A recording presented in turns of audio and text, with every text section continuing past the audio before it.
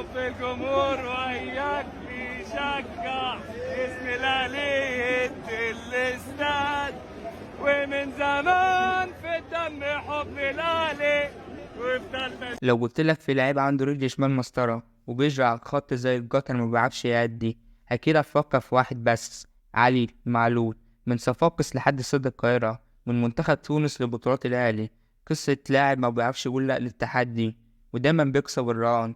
النهاردة هنتكلم عن علي معلول، اللاعب اللي لو مشفتوش في تشكيلة الأهلي تحس إن في حاجة غلط. في مدينة صفاقس التونسية سنة 1990 اتولد علي معلول. من صغره كان واضح إنه عنده حاجة مختلفة، مش بس موهبة لكن كمان شخصية.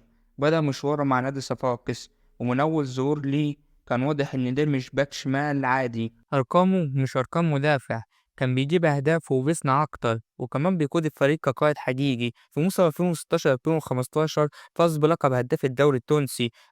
مدافع ويبقى هداف؟ احنا مش بنتكلم عن أي لعيب، احنا بنتكلم عن علي معلول. سنة 2016 جاله العرض اللي بيحلم بيه أي لاعب عربي: الأهلي المصري. يعني جمهور بالملايين، ضغط كبير، وطموحات ما بتوجبش. معلول وافق حالا على العرض وجه القاهرة وهو شايل حلم جديد. فأول ماتش ليه بان الفرق: سرعة وتمريرات وعرضيات مسطرة، لدرجة إن الجمهور كان كله متفائل بالصفقة. معلول مش مجرد لعيب بيجري على الخط، ده راجل جوه الملعب.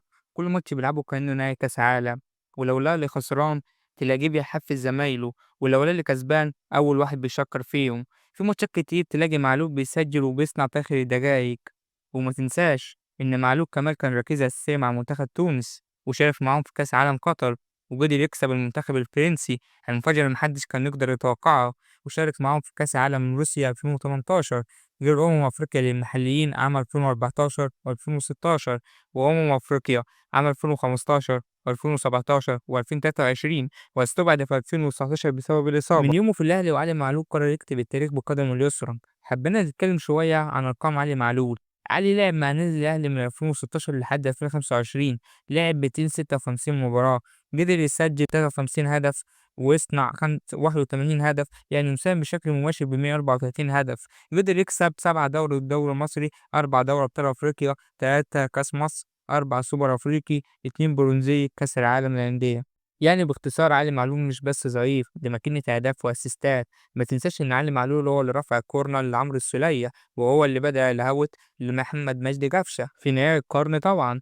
علي معلول النهارده مش بس لعيب كبير، ده واحد من أيقونات الأهلي في العصر الحديث، أكتر لعيب أجنبي سجل الأهداف في تاريخ الأهلي، وواحد من أفضل المحترفين في تاريخ الدوري المصري. على قد ما هو متزن جوه الملعب، هو كان محبوب بره الملعب بتواضعه وروحه والتزامه. علي معلول مش مجرد لعيب، ده مثال للالتزام والروح والعطاء. والسؤال بقى: بعد كل اللي عمله معلول، هل تفتكر الأهلي هيلاقي معلول جديد؟ لو عجبتك القصة دوس لايك واشترك في القناة عشان لسه عندنا قصص كتير، واكتبلي في الكومنتات تحب الحلقة الجاية تكون عن مين.